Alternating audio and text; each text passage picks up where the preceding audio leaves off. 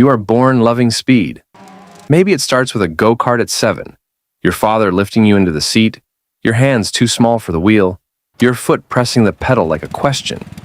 Maybe it starts with watching a race on television, the cars blurring past in a smear of color and noise, and something in your chest answering back. Whatever it is, you feel it. That pull, that certainty. You are going to drive. You're good at it too.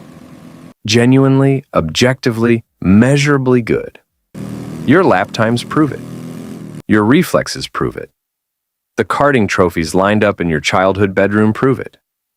Nobody gives you those. You earn every single one. By the time you are a teenager, you have beaten boys who will go on to race in European Formula Championships.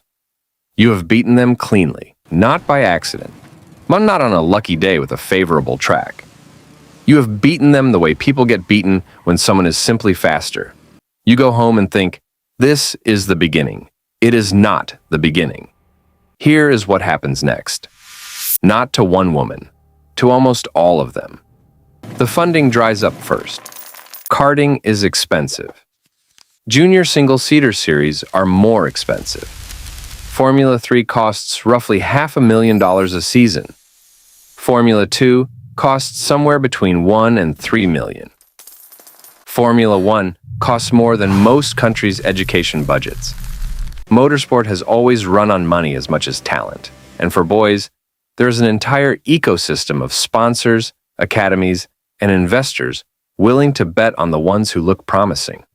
For girls, the ecosystem is thinner, not invisible, but thin enough that you feel the gap every time you submit a sponsorship proposal, and wait, and then receive a politely worded version of no. The academies notice you sometimes. Ferrari, Red Bull, Mercedes, Alpine, they all run driver development programs. You might get invited to a test. You drive well. They tell you that you drove well.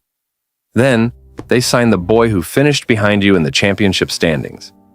When you ask why, the answer is rarely honest. It comes wrapped in language about the full package, about marketability, about where we see the program going. You learn to translate. Translated, it means, you are not what we pictured when we pictured a Formula 1 driver. That picture has been the same for 75 years.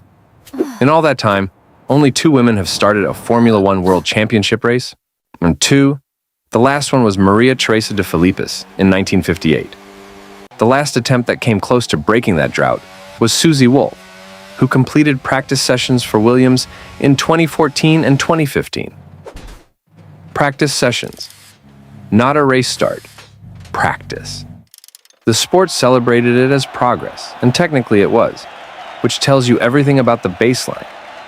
In between, there were others. Lella Lombardi qualified for 12 Grand Prix in the 1970s and remains the only woman to score a world championship point. Desiree Wilson won a non-championship Formula 1 race in 1980 outright, beating the men on merit, in the rain. History filed it under non-championship and moved on. The women who came after them hit a different kind of wall. Not discrimination written into rule books, nothing so blunt, something more sophisticated. A structure that is never exactly closed, but is never exactly open either. You can enter, you are welcome to try. The door is technically unlocked. What the door does not tell you is that the room on the other side has been arranged for someone else's body, someone else's history, someone else's network. You experience this in small ways that accumulate like weather. The media asks you about your appearance. Not your setup preferences, not your braking points, not your thoughts on tire strategy. Your appearance. A male driver who finishes 15th gets asked about his car balance. You finish 15th and get asked how it feels to be a woman in a male-dominated sport. Every interview is a small referendum on your right to be there at all. The engineers sometimes speak over you in debriefs. Not cruelly, not consciously perhaps. But the eye contact drifts toward the male co-driver, the male team manager, the male engineer in the corner. You learn to speak first and speak louder, which earns you a different reputation than it would earn a man doing the same thing. The sponsorship problem never fully goes away. The calculus runs like this. A sponsor wants eyeballs. Eyeballs follow success. Success in Formula One requires machinery, which requires money, which requires sponsorship.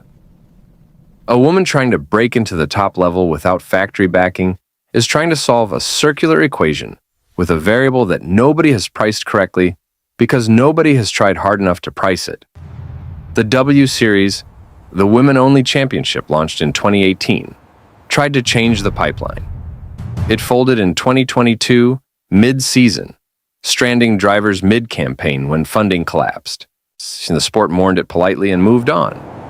You're now in your mid-20s. Your window is narrowing, not because you are slower, but because Formula One mythology holds that drivers must arrive young or not at all. The academies sign teenagers. By the time a woman has fought through the additional barriers of funding gaps and institutional doubt, the scouts have already moved on to the next crop of boys who were handed the right infrastructure at 14. Here's what they will tell you if you push back on any of this. They will tell you that the sport is a meritocracy. They will say it without irony, without examining the structures that determine who gets the merit testing opportunity in the first place. They will point to the handful of women now employed as reserve drivers, as simulator drivers, as development drivers, saying as if proximity to a seat is the same as sitting in one. They will mention Jamie Chadwick and Tatiana Calderon and Sophia Flores and say, see, look, women are here. They are not wrong. They are also not answering the question. The question is not whether women can drive a Formula One car. That question was answered. The question is why the infrastructure around that car, the funding, the academies, the media treatment, the network of men who make decisions about who gets the seat, remains so consistently arranged against them. You still love speed. You love it the same way you loved it at 7, foot on the pedal, hands too small for the wheel, the cart pulling forward like a promise. That part has not changed. Everything built around it has simply made sure the promise is very hard to keep. And the worst part, and the part that sits heaviest, is that it is not dramatic. There is no villain to point at, no single door that slams in your face, no rule that says your name is unwelcome on the entry list. It is quieter than that. It is 1,000 small calibrations, each one deniable on its own, that together add up to the same result.